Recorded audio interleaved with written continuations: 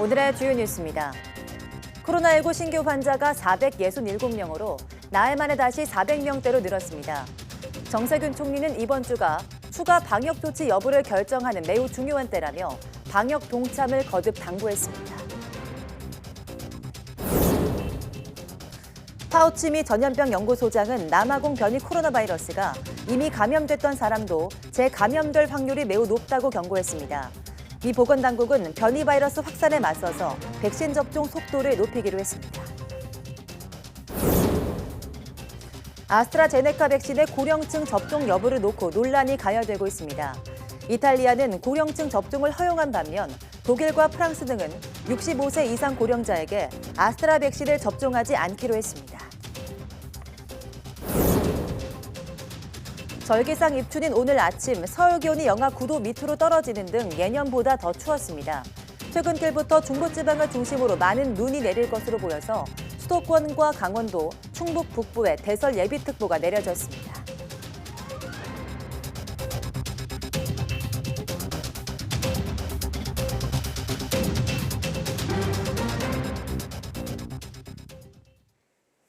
여러분 안녕하십니까? 2월 3일 사이언스 투데이입니다. 코로나19 신규 환자가 나흘 만에 다시 400명대로 늘었습니다. 집단 감염이 이어지면서 재확산 우려가 큰 상황입니다. 중앙방역대책본부는 오늘 0시 기준 국내 확진자가 467명 추가돼 누적 79,311명이라고 밝혔습니다. 지역 발생은 433명으로 수도권 중심 확산이 계속됐습니다. 서울 184명, 경기 107명, 인천 18명 등 수도권에서만 309명이 확진됐습니다. 충남, 부산, 전북 등 울산을 뺀 전국 16개 시도에서 감염이 확인됐습니다. 숨진 사람은 6명으로 국내 누적 사망자는 1,441명에 달합니다. 위중증 환자는 4명 줄어 누적 220명이 됐고 완치 환자는 524명 늘어 격리 해제 누적은 69,299명입니다. 신규 해외 유입은 34명으로 이 가운데 17명이 입국자 검역에서 나왔습니다. 수도권 내 코로나19 숨은 감염자를 찾기 위해 마련된 임시선별검사소에서 확진자가 꾸준히 나오고 있습니다. 중앙방역대책본부에 따르면 어제 서울, 경기, 인천 등 수도권 임시선별검사소에서 이루어진 익명검사 등을 통해 양성 판정을 받은 신규 확진자는 모두 78명입니다. 이는 오늘 0시 기준으로 집계된 지역 발생 신규 확진자 433명의 18%에 해당합니다. 수도권 지역 발생 확진자 309명과 비교하면 25.2%에 달하는 수치입니다. 수도권 지역 발생 확진자 4명 중 1명은 확진자와의 접촉력이 없이 무증상이나 경증 상태에서 임시 진료소를 찾았다가 확진된 겁니다. 이로써 지난해 12월 14일부터 수도권 임시선별검사소에서 확진 판정을 받은 사람은 모두 4,357명입니다. 정세균 국무총리가 이번 주 감염 추세가 추가 방역 조치 여부를 좌우하는 만큼 하루하루가 매우 중요한 때라면서 설 명절을 앞두고 철저한 방역 동참을 당부했습니다. 정세균 총리는 오늘 코로나19 중대본 회의에서 이번 설을 맞아 뭉치면 죽고 흩어지면 산다는 말이 회자되고 있는 만큼 국민도 거리 두기 중요성을 실감하는 것으로 이해한다며 이같이 말했습니다.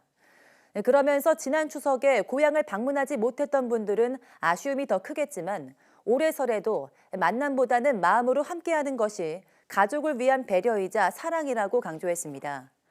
또 지난주 공중보건의 한 명이 안타깝게 세상을 떠난 일을 언급하면서 아직 정확한 사인이 밝혀지진 않았지만 코로나19 현장에 투입된 공보이들의 근무 여건을 살피고 개선 방안을 검토하라며 방역당국에 당부했습니다. 코로나19 전담병원 간호사들이 인력난을 호소하면서 무기한 농성을 예고했습니다. 임시 파견 인력은 늘어났지만 업무에 미숙해서 기존 간호사 업무만 더 가중됐다면서 정부의 해결책을 요구했습니다. 박희재 기자입니다. 하얀 방호복을 입은 간호사들이 청와대 앞에 섰습니다. 코로나19 전담 의료 인력 확대를 요구하는 현수막을 들었습니다. 거리에서 여는 간호사들의 회견, 벌써 세 번째입니다. 코로나 싸운 1년 달라진 것 하나 없다. 전담병원 인력 정원을 확대하라. 그동안 인력 부족을 호소해온 코로나19 전담병원 간호사들. 정부가 의료진을 추가 파견하긴 했지만 임시 파견이라 도움이 되지 않는다고 주장했습니다. 경험이 부족해 기존 인력과 숙련도에서 큰 차이가 날 수밖에 없는 데다 그나마도 익숙해질만 하면 교체된다는 겁니다. 방호복 입고 정말 땀나듯이 일을 하다 보면 어지럽고, 그리고 어지러우면 어쨌든 사고가 안 나려면 빨리 나와야 되니까 부탁하고 잠깐 나갈게요 이러고 일하고. 전담 간호사들이 파견 인력보다 처우를 제대로 못 받는 구조도 여전하다고 비판했습니다. 경력 간호사들이 신규나 파견 간호사들을 또 트레이닝을 시켜야 되고, 내가 환자까지 보면서 트레이닝까지 해야 되는 이중고가 또 생기게 되면서 자꾸 해서 사직률이 이제 늘어나게 되는데, 전담 인력이 추가로 사직하는 걸 막으려면 임시 파견 인력을 지원하기보다 교육을 체계적으로 받은 전문 인력을 늘려야 한다고 간호사들은 호소했습니다. 보건의료노조는 정부가 실질적인 대책을 내놓을 때까지 청와대 앞에서 무기한 농성을 이어가겠다고 밝혔습니다. YTN 박희진입니다.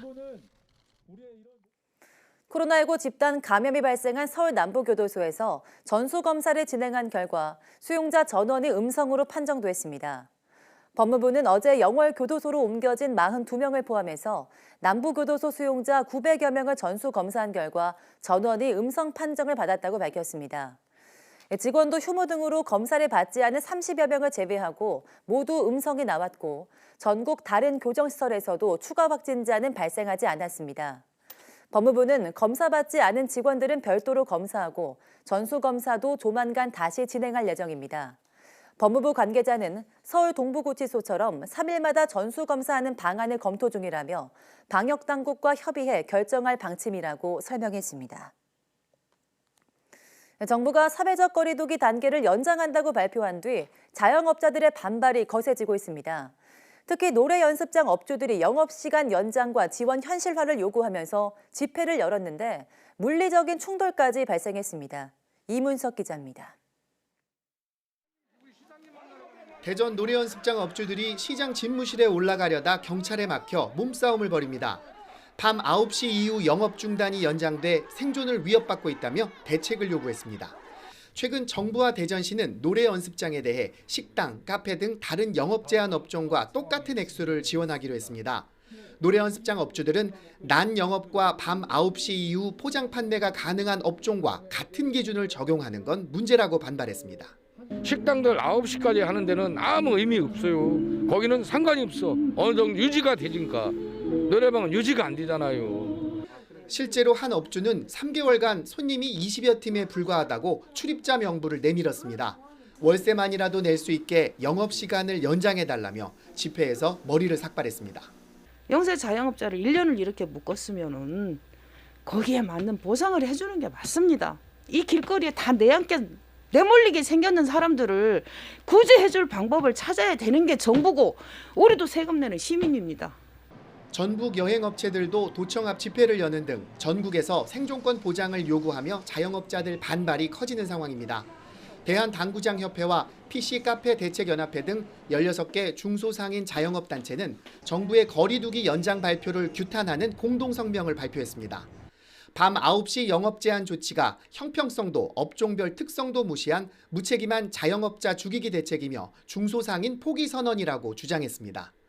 전국 자영업자들은 1년간 정부 방침을 믿고 따랐는데 더는 희생을 강요하지 말라고 목소리를 키우고 있습니다. 코로나 사태가 장기화하는 만큼 정부와 지자체 지원이나 영업시간 제한 같은 대책 역시 업종의 특성에 맞춰 세분화해야 한다고 입을 모으고 있습니다. YTN 이문석입니다. 수출기업의 매출 전망이 3년여 만에 최대치로 올랐습니다. 한국은행에 따르면 1월 기업 경기실사지수 BSI에서 수출기업의 2월 매출 전망지수는 100으로 한 달 전 89보다 11포인트 올랐습니다. 수출기업 매출 전망지수가 100을 넘은 것은 2017년 11월 이후 3년 4개월 만입니다. 상승폭만 따지면 2015년 3월 16포인트 이후 가장 컸습니다. BSI는 현재 경영 상황에 대한 기업가의 판단과 전망을 조사한 통계로 100을 넘어서면 긍정적으로 응답한 업체가 부정적으로 응답한 업체보다 더 많은 겁니다. 이번 조사는 지난달 12일부터 19일에 이루어졌고 전국 법인기업 2,797곳이 응답에 참여했습니다. 쓴 적도 없는데 콘텐츠 이용료가 결제됐다는 문자 메시지 받아본 적 있으신가요? 휴대전화 계정을 해킹당해서 게임 아이템 값 등 이용료가 자기도 모르게 빠져나가는 피해가 늘고 있습니다. 그런데 이동통신사에 신고를 해도 환불받기 어려운 게 문제입니다. 박기반 기자입니다. 며칠 전 A씨는 무언가 결제됐다는 문자 메시지가 7건 연속 들어와 깜짝 놀랐습니다. 3분 만에 60만 원 가까이 빠져나갔는데 알지도 못하는 모바일 게임 아이템 값이었습니다. 바로 아이를 의심했다니까요. 그래서 물어봤더니 걔가 하는 게임이 아니고 그래도 처음에 저도 이제 게임을 전혀 안 하거든요. 그래서 7건이 총 왔어요. 59만 4천 원이 결제됐다는 문자가 왔고요. 누군가 구글 계정을 해킹해 연결되어 있던 결제 수단으로 돈을 빼간 거였습니다. 사기 피해를 우려해 소액 결제 한도도 낮춰놨는데 이와는 또 다른 콘텐츠 이용료 명목이었습니다. 아는 게 소액 결제거든요. 사실은 콘텐츠 결제하는 거 처음 들어봤고 이거에 대해서 좀 더 알려준다면 이런 것들이 있고 이렇게 결제될 수도 있다라는 것들이 좀 있었으면 좋지 않나. 소액 결제는 이동통신사가 결제를 직접 대행하는데 유료 앱이나 이모티콘, 게임 아이템 등을 살 때 빠져나가는 콘텐츠 이용료는 구글과 애플 같은 플랫폼 업체를 통해 결제됩니다. A씨가 더욱 분통 터진 건 피해를 호소해도 환불받기 힘들다는 거였습니다. 통신사로 연락했더니 책임질 수 없다 하고 구글은 해외 업체라 피해 구제 접수 자체가 어려웠습니다. 구글과 고객 간의 거래 관계에서 중간을 이 통사가 차단할 수 있는 권한이 있느냐. 법적으로 막을 권리도 없고 우리가 콘텐츠 구매에 대해 내역을 알 수도 없어요. 정말 이동통신사 책임이 없는 걸까? 통신사 대부분 휴대전화를 개통할 때 월 최대 100만 원까지 콘텐츠 이용료 한도를 설정해두고 있는데 복잡한 약관 내용을 아는 사람은 거의 없습니다. 돈이 빠져나갈 구멍을 만들어둔 셈입니다. 가입 단계에서 소비자들이 그런 소액 결제라든지 인앱 결제라든지 금액을 청구에 있어서의 부분들을 조금 더 제어할 수 있도록 고지나 이런 부분들이 좀 강화되는 것들이 좀 필요할 것으로 보여집니다. 이와 함께 전문가들은 결제 수단이 등록된 계정의 경우 지문이나 홍채 인식 같은 이중 보안 설정을 해야 추가 피해를 막을 수 있다고 말합니다. 1개 이상의 인증 방법을 추가로 하는 거예요. 홍채를 하든 지문을 하든 비밀번호를 하든 그러면 결제되기 전에 허락 없이 결제가 안 돼요. 구글, 애플 같은 해외 업체에 직접 환불을 요청하기 어려울 땐 소비자 단체의 조언을 구하는 게 도움이 됩니다. YTN 박규환입니다. 절기상 입춘인 오늘은 저녁부터 서울을 비롯한 중부지방에 많은 눈이 내릴 것으로 보여 주의가 필요합니다. 기상청은 오늘 저녁 북쪽으로부터 눈구름이 발달해 내륙을 통과하면서 전국 곳곳에 눈이나 비를 뿌리겠다고 밝혔습니다.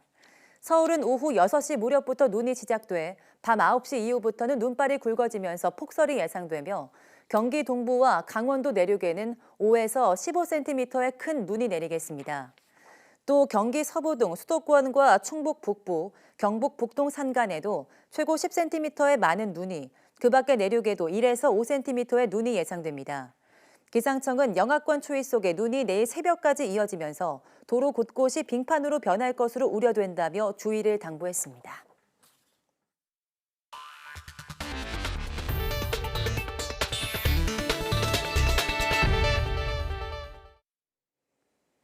남아공발 코로나19 변이 바이러스가 이미 감염됐던 사람도 재감염시킬 확률이 매우 높다고 앤서니 파우치 미국 국립알레르기 전염병 연구소장이 밝혔습니다.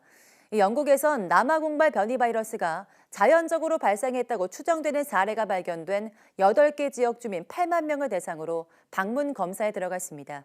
이동환 기자입니다. 파우치 소장은 CNN 방송에 출연해 남아공발 코로나19 변이 바이러스가 확산하면 이미 코로나19에 걸렸던 사람이라도 재감염될 확률이 아주 높다고 말했습니다. 남아공 변이의 경우 기존 바이러스 감염에 따른 면역 효과가 사실상 거의 발휘되지 않는다는 것입니다. 하지만 백신을 맞을 경우 비록 변이에 대해서는 보호 효과가 감소하지만 입원과 사망으로 이어지는 중증을 앓는 것을 막기에 충분한 보호 효과가 있다고 말했습니다. 바이러스의 추가 변이를 막기 위해선 가능한 빠른 광범위한 백신 접종만이 유일한 길이라고 강조했습니다.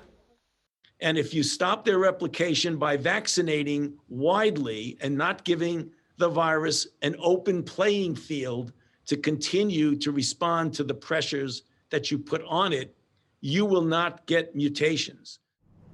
영국에선 기존 바이러스가 자연적으로 남아공 변이 바이러스로 바뀐 것으로 추정되는 사례가 발견됐습니다. We have found here 105 cases of the variant first identified in South Africa, including 11 cases which don't appear to have any links to international travel. 영국 정부는 변이 바이러스 추적을 위해 변이 바이러스가 발견된 8개 지역 주민 8만 명을 대상으로 방문 검사에 들어갔습니다. 또 변이 바이러스에도 효과가 있도록 백신을 수정하는 방안을 제약사들과 깊이 검토하고 있다고 밝혔습니다. YTN 이동원입니다. 우리나라에서는 아스트라제네카 코로나19 백신에 대해서 전문가들이 65세 이상 고령자도 접종이 가능하다는 의견을 냈는데요. EU 회원국에서는 고령자를 접종 대상에서 제외하는 나라들이 늘고 있는 등 논란이 가라앉지 않고 있습니다. 보도에 김형근 기자입니다. 유럽의약품청은 지난달 29일 아스트라제네카 코로나19 백신에 대한 조건부 판매를 승인했습니다. 그러면서 18세 이상 모든 연령층에 접종하도록 권고했습니다. The recommendation to approve the AstraZeneca vaccine is based on data that shows that the vaccine offers protection against COVID-19 with a reassuring safety profile. 하지만 유럽연합 EU 일부 회원국들은 이 같은 권고안을 수용하지 않고 있습니다. 아스트라제네카 백신 임상시험을 할 때 참여한 65세 이상 고령층 비율이 10% 미만으로 충분하지 않다는 이유 때문입니다. 가장 먼저 EU 권고안과 다른 선택을 한 건 고령층 효능 논란에 처음 불을 지폈던 독일입니다. 독일 보건당국은 아스트라제네카 백신을 65세 미만에게만 접종하기로 했습니다. Gleichwohl wissen wir ja schon seit Herbst, die Debatte gibt es ja schon seit einigen Monaten, dass bei AstraZeneca es weniger Daten, geht nicht um schlechte Daten, sondern um weniger Daten aus den Studien für die älteren Altersgruppen gibt. 프랑스와 스웨덴도 이에 가세했습니다. 두 나라 모두 고령자에 대한 임상 자료가 부족하다는 점을 지적하면서 접종 대상에서 65세 이상을 제외했습니다. 이탈리아 의학청은 더 낮춰 18세에서 54세까지 성인에게 우선 사용할 것을 권고했습니다. 다만 55세 이상도 건강에 위험 요인이 없다면 아스트라제네카 백신을 맞는 게 유용하다고 나중에 의견을 수정했습니다. 이처럼 아스트라제네카 백신의 고령층 접종을 둘러싼 논란이 가라앉지 않으면서 유럽의 많은 나라가 아직 접종 연령대를 결정하지 못한 채 고심하고 있습니다. YTN 김영근입니다. 영국 옥스퍼드 대학이 아스트라제네카의 코로나19 백신을 한 차례 맞고 나면 보호 효과가 76%로 석 달간 유지된다고 밝혔습니다. 옥스퍼드대 연구진은 영국, 브라질 등에서 18세에서 55세 성인 17,000명을 대상으로 임상시험을 진행한 결과 이같이 나타났다고 설명했습니다. 연구진은 아스트라제네카 백신에 처음 접종하고 22일째 되는 날부터 효과가 나타나 90일까지 유지됐으며 12주 뒤 2회차 접종을 하면 효과가 82.4%로 올라갔다고 덧붙였습니다. 이와 달리 1차 접종과 2차 접종 간격을 6주 미만으로 설정하면 효과가 54.9%로 낮아졌습니다. 임상시험을 이끈 앤드루 풀러드 옥스퍼드대 교수는 이 같은 결과를 바탕으로 코로나19 백신 접종 간격을 4주에서 최대 12주로 늘린 영국 정부의 지침을 지지한다고 밝혔습니다. 이스라엘에서 진행된 화이자 코로나19 백신 접종에서 부작용 발생 비율이 0.3% 미만으로 조사됐습니다.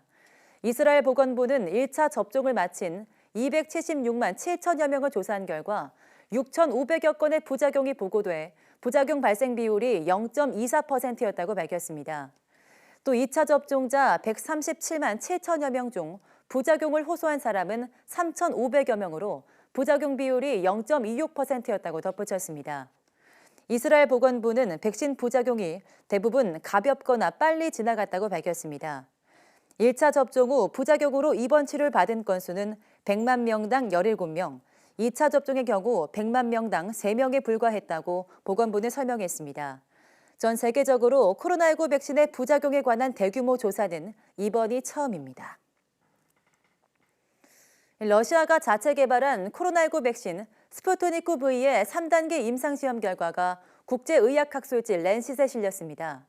스푸트니크 V 개발을 지원한 러시아 직접 투자 펀드 RDIF는 이같이 밝히면서 1, 2차 접종을 모두 마친 19,000여 명의 3상 자료를 분석한 결과 스푸트니크 V의 면역 효과는 91.6%인 것으로 확인됐다고 설명했습니다. 또 60세 이상의 임상시험 결과에서도 면역 효과가 91.8%로 나왔고 안전성도 뛰어난 것으로 확인됐다고 덧붙였습니다. RDIF의 키릴 드미트리예프 대표는 이번 결과는 스푸트니크 V가 세계에서 처음으로 승인된 백신일 뿐 아니라 가장 좋은 백신 가운데 하나란 점을 증명하는 것이라고 말했습니다. 앞서 스푸트니크 V 백신을 개발한 러시아 가말레아 국립전염병 미생물학센터는 지난해 8월 세계에서 처음으로 러시아 정부로부터 긴급 사용 승인을 받았지만 3상을 거치지 않아 안전성에 대한 논란이 제기되었습니다. 코로나19 재확산을 우려한 중국이 이동 자제령을 내리자 최근 춘제 명절 귀성객이 4분의 1로 줄었습니다. 이렇게 되자 중국 정부는 경제가 위축될 수 있다는 걱정에 부랴부랴 방역 조치 완화를 주문하고 나섰습니다. 베이징에서 강성홍 특파원이 보도합니다. 다음 주 춘제 명절을 앞둔 중국 상하이의 기차역입니다. 귀성객들로 발 디딜 틈이 없었던 예년과 비교하면 올해는 거의 텅 빈 수준입니다. 남부 지역의 난닝 기차역도 마찬가지입니다. 최근 확진자가 거의 나오지 않았는데도 방역에 초긴장입니다. 使用时无需接触，通过声控就能自动获取发车时间、发车时长、检票口位置等信息。 당국이 귀성 자제령을 내리자 기업들은 보너스를 줘가며 직원들의 귀성을 포기시키고 있습니다. 고향에 갔다 돌아오지 않는 직원들도 많기 때문에 기업들 입장에서는 나쁠 게 없습니다. 돈도 주고 선물도 주고 별도로 숙소까지 마련해주는 회사도 있습니다. 公司给我们准备了夫妻房，里面的设施都很齐全的。有哪些？还有电视、空调，卫生间这些都有。 농촌 지역은 귀향객을 아예 기피하고 있습니다.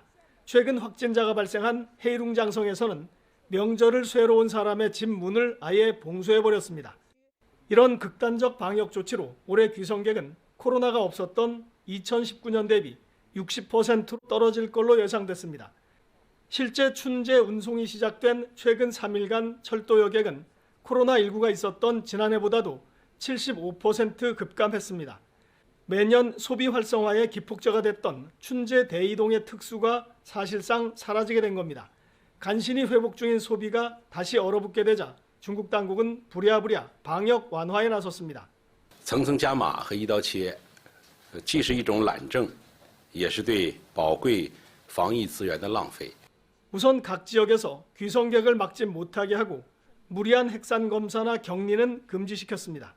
중국 정부는 이전에도 방역을 앞세워 전시 상태라는 말을 함부로 쓰지 말도록 했습니다. 통제식 방역이 효과가 있기는 하지만 지나칠 경우 역효과를 불러올 수 있다는 점이 이번에도 문제가 되고 있습니다. 베이징에서 YTN 강성웅입니다.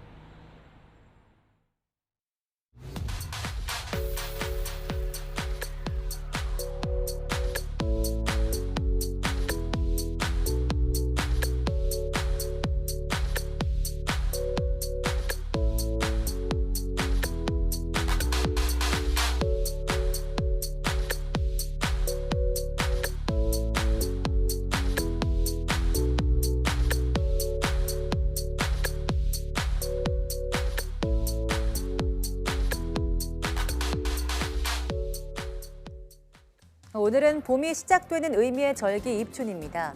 하지만 강추위로 봄은 아직 멀어 보이는데요. 퇴근길 무렵에 수도권을 중심으로 많은 눈도 예고되어 있습니다. 오늘 퇴근길은 조금 서둘러 주시고 빙판길 안전운전에도 각별히 신경 써주시기 바랍니다. 함께해 주신 여러분 고맙습니다.